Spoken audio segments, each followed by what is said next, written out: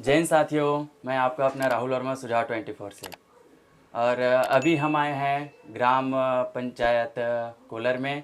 और यहाँ से जो है रायपुर जिला पंचायत क्षेत्र क्रमांक 9 से नवनिर्वाचित श्री अनु तारक जी हैं, तो उनके पास हम आए हैं बातचीत करने। और उनसे जानेंगे हम ग्राम पंचायत कोलर के बारे में और उनके क्षेत्र से जुड़ी सभी चीज़ों के बारे में कि कितने गांव आते हैं और चुनाव टाइम उन्होंने क्या क्या वादा किए थे और चुनाव जीतने के बाद वे गए हैं कि नहीं। और उनसे जानेंगे हम राज्य को लेकर, राज्य सरकार को लेकर उनकी राय कि क्या है उनका कामकाज और इनके दायित्वों के बारे में भी जानेंगे। तो बहुत बहुत धन्यवाद सबसे पहले आपका। जय जोहार। तो सबसे पहले आप अपना शुभ नाम बताइए, पूरा नाम क्या है? मेरा नाम अनु तारक, ग्राम पंचायत कोलर का निवासी हूँ और अभी वर्तमान में नवनिर्वाचित जिला पंचायत सदस्य जीत के आया हूँ। जनता ने मुझे आशीर्वाद दिया। सबसे पहले मैं अपने क्षेत्रवासियों को प्रणाम करता हूँ जिन्होंने एक गरीब परिवार के आदमी को विश्वास दिला के मुझे जिला पंचायत सदस्य बनाया है। तो आप किसी पार्टी से चुनाव लड़े थे या निर्दलीय थे? पार्टी से नहीं लड़ा था, ये आम जनमानस का चुनाव होता है, लोकतंत्र में अधिकार सबको चुनाव लड़ने का, तो हमने भी लड़ा है, पार्टी अधिकृत नहीं किया है। तो आप इससे पहले मतलब कुछ थे? और हाँ, मैं लगातार कई बार से प्रतिनिधि बनते आए हूँ। ग्राम पंचायत कोलर के दो बार सरपंच रहा हूँ, जनपद सदस्य रहा हूँ, सोसाइटी का संचालक भी रहा हूँ खुरपा का। तो लगातार 20 साल से मैं गांव के सेवा करते करते आ रहा हूँ, पद में विराजमान हूँ। अच्छा, उसके बाद अभी आप जिला पंचायत सदस्य। अच्छा, तो इससे पहले कौन थे यहाँ के, इस क्षेत्र के जो सदस्य थे जिला पंचायत इससे पूर्व में सौदागर सोनकर जी थे। तो आप चुनावी टाइम क्या क्या वादे किए थे, कुछ बताएंगे उसके बारे में? चुनावी में क्या है, वादा है, सब काम है, प्रतिनिधित्व के आधार पे काम करना पड़ता है। गांव में ज़्यादा समस्या रहता नहीं है, समस्या छोटा छोटा समस्या रहता है, नाली है, रोड है, भवन है ना, यही सब गांव में छोटा छोटा मूल सुविधा है, बिजली है, सड़क है, यही सब गांव में समस्या रहता है।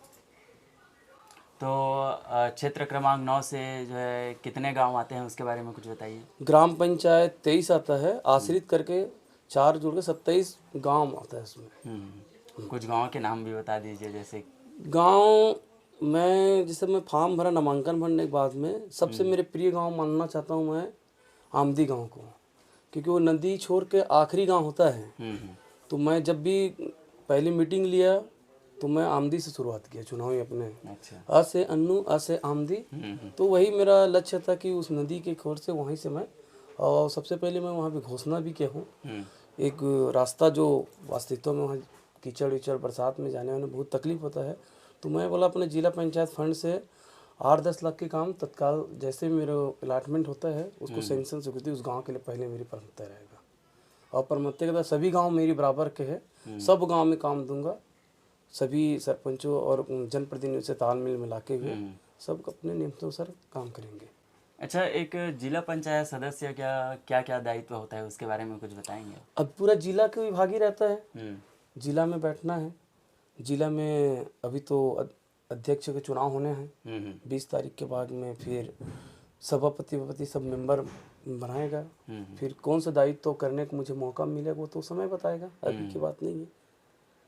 अच्छा, अक्सर जो है स्मार्ट शहर के बारे में बातचीत ज़्यादा करते हैं, स्मार्ट गांव के बारे में कम बात करते हैं, जबकि अक्सर देखा जाता है कि गांव में जो है बहुत सारी समस्याएं रहती है, जैसे आवास योजना, नल जल योजना, लोगों की कुछ समस्याएं होती है, तो उस पर कम ध्यान दिया जाता है शहरों के मुताबिक। तो उस पर आप क्या कहना चाहेंगे? देखो, शहरों और ग्रामीणों में तो है अंतर। जैसे शहरों वालों के लिए आवास ज़्यादा मिलता है, राशि है ना, 3.5 लाख 4 लाख की है, और ग्राम एरिया में कम मिलता है, 1.25 लाख 1.5 लाख का। तो उसमें एक अंतर है। जैसे गांव में मनरेगा का काम चलता है हर ग्राम पंचायत में करोड़ों करोड़ों का, तो शहर में नहीं चल पाता।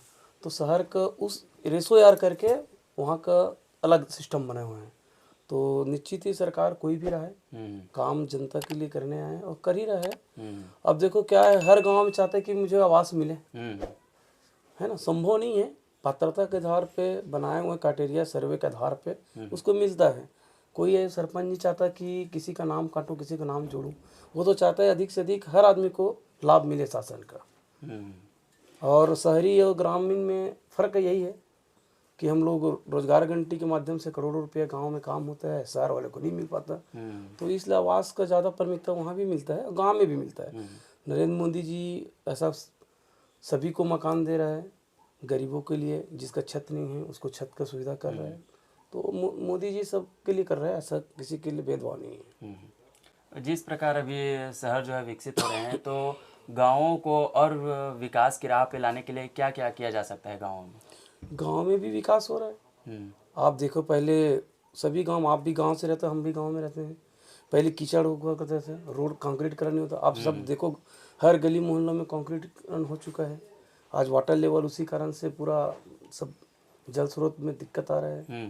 कंक्रीटकरण होने के बाहर निकल जाता है और निश्चित है रोड, सीसी रोड नहीं रहता तो वाटर लेवल अंदर में जमीन में पानी घुसता है। तो ये सब चीज़ है, गांव में विकास हो रहा है। आज हर जगह शेड बन रहा है, हर जगह रोड बद्दा बना है, हर जगह लाइट है। और सबसे पहले तो हम लोग ऐसा जगह में हैं, रायपुर राजधानी के अभनपुर जो समीप, तो निश्चित है काम बहुत ही हो रहा है। आपके अनुसार प्रमुख समस्या क्या क्या लगती है गाँव में, जो गांव अक्सर में आप अपने अनुसार जो देखते हैं? देखो, गांव में समस्या छोटा रहता है और छोटा समस्या गांव में बैठ के हल हो जाता है। सबसे अगर समस्या बोले जाए तो सरकार से हम लोग, आप लोग के चैनल के माध्यम से अवगत कराना चाहेंगे, अवैध शराब बंद होना चाहिए। ये अक्सर अपने क्षेत्र में ज़्यादा है, ये देखने को मिलता है। अवैध शराब बंद होना चाहिए। हर गांव में कोचिया है, कोचियाकरण को बंद करना चाहिए। कि सिस्टम में जब दारू देता है तो एक निमंत्रण देता है, कोचिया लोग को इतना भंडार में दारू मिलता है, तो उसका रोकथाम करने के लिए सरकार को पहल करना चाहिए। और हम सरकार के साथ में हैं और सरकार को इसमें सुझाव बोले तो हम लोग जिला पंचायत में इस बात को रखेंगे।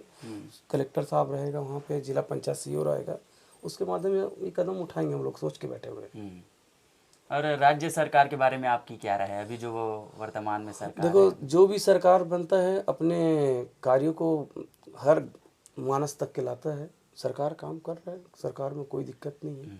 भूपेश दाऊ भी अच्छा काम किया है, इसके पहले रमन जी भी था, वो भी काम किया है, इससे पहले जोगी जी थे, वो भी काम किया है। सबको काम करने का मौका मिलता है और सब काम करता है। मैं तो भूपेश बघेल जी को धन्यवाद दूंगा जिन्होंने नरवा गरवा बाड़ी की योजना चला के लाखों एकड़ सुरक्षित किया है। आज सुरक्षित जमीन रखा हुआ बेजा कब्जा से दूर करके आज लाखों हेक्टेयर जमीन को भूपेश बघेल के देने, जो आज सुरक्षित पड़ा है। और भूसनी तो सरकार से भी मैं निवेदन करना चाहता हूँ कि उस जगह को रख रखाव के लिए, मेंटेन के लिए उसका थोड़ा विचार करे। आज गाय, आवारा पशु रोड रद्दा में हैं, सड़क दुर्घटना हो रहा है, काफ़ी लोग खत्म हो जा रहा है।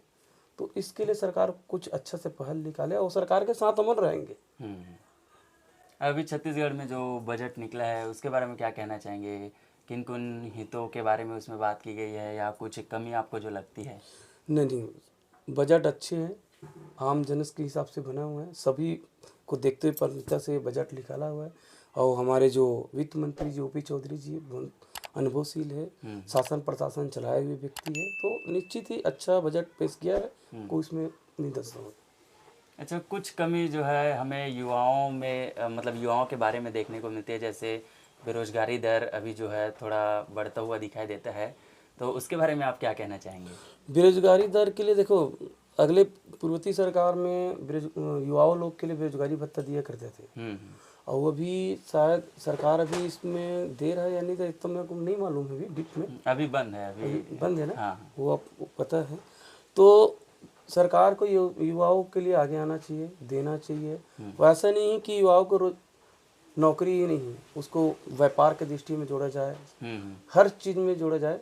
जैसे भूपेश दाऊ जी ने युवाओं लोग के लिए खेल कूद के लिए अच्छा पहल निकाला था, छत्तीसगढ़ी परंपरा को उभार के रखा था उन्होंने, सरकार ने। आज हर अमर छत्तीसगढ़ी लुप्त होते जा रहा था, भूपेश दाऊ ने इस चीज़ को उभार के रखा है। और युवाओं को भी आज राजू युवा मितान के नाम से क्लब बना के खोला था, लाख लाख रुपए पैसा देता था उसमें युवा लोग को, मतलब उन लोग का खेल कूद के लिए, मनोरंजन के लिए, मतलब उसमें आत्मनिर्भर करवाता था। और बेरोजगारी भत्ता जो उसकी टर्म्स कंडीशन में था उसको देता भी था। अपने राज्य में कुछ अवैध चीज़ें भी देखने को मिलती है अक्सर, गाँव में, शहरों में भी कुछ अवैध जगह वगैरह, तो उसको लेकर आप क्या कहेंगे? देखो सरकार अवैध कब्जा तो हर गांव में, अतिक्रमण का कोई सवाल ही नहीं होता। देखो परिवार बढ़ता है, जिसके पास जमीन नहीं है वो किसकी जगह में रखेगा, परिवार के लिए 2 कमरा बनाएगा, उसको तो पालन जीवन अपने गांव में करना है। तो निश्चित है बेजा कब्जा सब जगह रहता है, ये कोई विषय नहीं रहता। और इसको सरकार भी कोई तरफ से बंद नहीं कर सकता। कई भले राजनीतिक के शिकार में आके एक आप व्यक्तिगत हो जाता है, मगर बेजा कब्जा कोई बड़ा मुद्दा नहीं है। आज पूरी गांव के आप देख लीजिए, हम लोग तो गांव में रहते हैं, गांव में पूरा टोटल कहीं ना कहीं बेजा कब्जा के हिसाब से पूरी बनाए हुए रहता है। अतिक्रमण तो सभी जगह रहता है, एक जगह छोड़ने चालू करो तो विवाद बढ़ जाता है। तो ये बेजा कब्जा मुद्दा नहीं है। अब महंगाई को लेकर आप क्या कहेंगे? देखो महंगाई तो नियंत्रण बढ़ते जा रहा है, आपको बताने की जरूरत भी नहीं है कि हमको मुफ्त में सब चीज़ सरकार देगा तो हमसे ही तो लेगा। जैसे पेट्रोल बढ़ रहा है, डीजल पेट्रोल बढ़ रहा है, महतारी ईंधन सबको 1,000 रुपये दे रहे, कहाँ से लाएगा? वही तो है इनकम आप सोर्स जितना है 1.5 लाख करोड़ का बजट सरकार के पास है, और हम उसमें अगर 2 लाख करोड़ का अगर कर्जा 50 लाख का तो बढ़ेगा भार हम लोग को। तो कहीं ना कहीं निश्चित महंगाई उसी बेस पे बढ़ता है। अच्छा, ऐसा कि फ्री में जो दे रहे हैं तो उसको मेंटेन करने के लिए देखो हम अभी आप चैनल के माध्यम से बताना चाहते हैं, हमको सरकार क्या चीज़ नहीं देता है, हर चीज़ मुफ्त में दे रहा है, चावल से लेकर मकान तक भी दे रहा है ना। तो निश्चित है सरकार को चलाने के लिए उसको भी सब टैक्स है, जीएसटी है ना, कर टैक्स है, सब उससे ही आके करना पड़ेगा। तो महंगाई निश्चित रहेगा, और महंगाई को कभी कहीं मेरे को कोई लगता नहीं कि महंगाई कम हो पाएगा। जिस प्रकार से अभी जो है फ्री में दे रहे हैं तो उसको मेंटेन हम करने के लिए अगर हम ही फ्री के लेना बंद करें तो निश्चित महंगाई कम होगा। एक ये हो सकता है उपाय कि जो फ्री में दे रहे हैं उसको कम कर दिया जाए। हाँ तो महंगाई दर कम हो जाएगा, मेरा मानना है ना, मेरा व्यक्तिगत। ये अक्सर हम भी लोगों से बातचीत किए हैं, बहुत लोगों से, तो वो भी चाहते हैं वैसे ही। और केंद्र सरकार को लेकर आपकी क्या राय है? केंद्र सरकार अच्छी है, आज मोदी जी के नेतृत्व में बढ़िया सरकार चल रही है। पहली तो उस सरकार मोदी जी को हम बधाई देते हैं कि हम हिंदू को एक धागा में बांध दिया है। हम लोग बिखरा हुआ था, आप साहू, मैं ढीमर हूँ, पटेल है, कुर्मी है, वो ना रखे हम एक हिंदू हैं। तो जो निश्चित है उसका मंशा अच्छा है, देश के लिए लड़ रहा है और काम कर रहा है और आगे करते रहेगा, और अच्छा है सरकार चल रहा है। आप देखे हो सब उसका मोदी जी की स्वभाव हमारे देश का हर जगह डंका बज रहा है, नाम चल रहा है, तो वैसा प्रधानमंत्री रहना चाहिए। कहीं ना कहीं हमें जातिगत भेदभाव भी देखने को मिलता है आम जन में, मतलब कई गाँवों में, तो उसको लेकर आप क्या कहेंगे? ये होना चाहिए कि नहीं? कि देखो जाति जो कर रहे हैं ना, जाति की राजनीति नहीं होना चाहिए, मेरा मानना है। मैं गांव में लगातार 20 साल से चुनाव जीता हूँ, मैं 4 घर के ढीमर कास्ट का हूँ। अगर मेरे ढीमर से चुनाव नहीं जीतता, सर्व समाज से जो राजनीतिक करता वो नेता बनता है, तो जाति के तो बात ही नहीं होता। सर्व समाज के राजनीतिक नेता को मैं नेता मानता हूँ। आज देखा मोदी जी ने एक गरीब घर के राह चलते को भी टिकट दिया, चुनाव जीत के आए हुए। आज ईश्वर साहू को देख लीजिए, एक धाकड़ नेता रविंद्र चौबे को हराया ना। तो स्वाभाविक है जो मन विचार अच्छा है और सर्व समाज से राजनीति करेगा वो चुनाव जीतेगा। एक देश को विकास की राह में और आगे ले जाने के लिए नेताओं को क्या क्या करना चाहिए? नेताओं को ज़मीनी स्तर में करना चाहिए, गांव में पूछे, गांव में टीम बनाए। पंचायती चुनाव तो एक होता है, पहले के समय में ग्राम पटेल बनाया करता था, ग्राम पटेल का भी पावर रहता था। तो वैसे गांव में एक समिति कमेटी बने और उसकी पूरी डायरेक्ट सेंट्रल गवर्नमेंट से रहे, वो जो गांव के उनके प्रस्ताव के हिसाब से, उसके काम के हिसाब से पंचायत को सौंपे, पंचायत के माध्यम से काम आके किया जाए। हर जगह समिति बनना चाहिए। अभी जो है हाल ही में एयर क्वालिटी इंडेक्स 2024 की एक रिपोर्ट आई, जिसमें बताया गया है कि देश जो है प्रदूषण के मामले में 5वें नंबर पर है, और पूरे विश्व में दिल्ली, भारत की राजधानी दिल्ली जो है वो टॉप पर है। तो प्रदूषण के मामले में आप क्या कहना चाहेंगे? देखो प्रदूषण हम ही लोग हैं, कोई सरकार बंद और चालू करनी होता।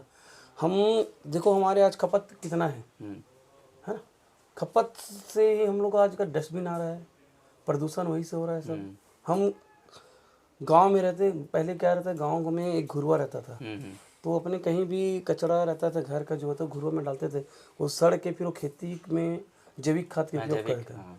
और आज शहरों में देखो सब पन्नी से फेंक रहा है, सब उड़ रहा है, तो प्रदूषण है ना। तो इसके जिम्मेदार हम ही लोग, सरकार नहीं होना चाहिए। क्यों सरकार को दोषारोपण करें? हम अपने घर को साफ रखें, अपने गांव को साफ रखें, अपने मोहल्ले को रखें, तो प्रदूषण ऐसे गायब हो जाएगा। बड़े बड़े फैक्ट्री खुल रहे हैं, बड़े बड़े इंडस्ट्री खुल रहे हैं, टैक्स दे रहा है सरकार को, पानी जा रहा है, सब चीज़। तो कहीं ना कहीं वो हम ही लोग हैं। सरकार को मैं इसमें नहीं सोचता दोषारोपण करने का। एक पर्यावरण को लेकर भी जैसे कि आजकल वनों की कटाई अत्यधिक बढ़ गई है। एक हसदेव केस भी अपने को देखने को मिला था कि वहाँ कोयले के लिए पूरे कई जंगलों को जो है पेड़ों की सफाई की जा रही थी, तो उसको लेकर क्या कहेंगे? देखो, विष्णुदेव सरकार में इस चीज़ को रोकथाम करना चाहिए। सुनने मिला है, हम तो टीवी और चैनलों और प्रकाशन समाचार के माध्यम से जो पेड़ कटाया है और private sector Ambani Adani group को जो दिया है वो गलत है। कि वो धरती हमारी है, जंगल हमारी है, ये छत्तीसगढ़ हमारा है। तो यहाँ बाहरी आदमी को आके एक अच्छा सा पर्यावरण है आज वो नष्ट कर रहे व्यक्तिगत कोई देके, वो गलत है। इसका रोकथाम करना चाहिए। क्योंकि प्रधानमंत्री जी बोला था कि माँ के लिए एक पेड़ 2 पेड़ लगाओ बोल के, एक तरफ से पेड़ लगाने का संदेश देता है और एक तरफ से पेड़ कटाई करता है। ये गलत है। इसको मोदी जी को या विष्णुदेव सरकार को इसमें अपने हाथ में लेके इसको रोकथाम करना चाहिए। और हम उसका विरोध भी करते हैं कि वहाँ के छत्तीसगढ़ के हमारे महतारी मन, वनवासी मन, वहाँ के आदिवासी भाई मन इसका विरोध कराते, हम उसके साथ हैं सर। क्योंकि पर्यावरण है तभी तो जीवन है। आज देखिए अभी कोरोना काल के समय कितना दिक्कतें था। हाँ, ऑक्सीजन के लिए। हाँ। तो इसके लिए ना सरकार को और आप लोग के भी माध्यम से इसको दूर दूर तक के संदेश दो कि पर्यावरण बचाना है।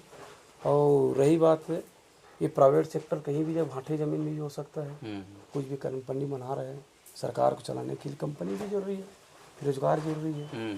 तो सरकार के साथ भी रहना है और सरकार को जो गलत नीति का विरोध भी करना है। अच्छा नीति में उसके साथ भी देना है।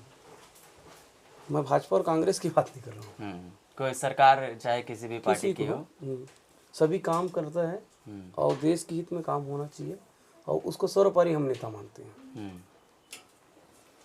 तो ये था जिला पंचायत सदस्य जी से बातचीत। तो बहुत बहुत धन्यवाद आपका हमसे बातचीत करने के लिए, अपनी जानकारी साझा करने के लिए।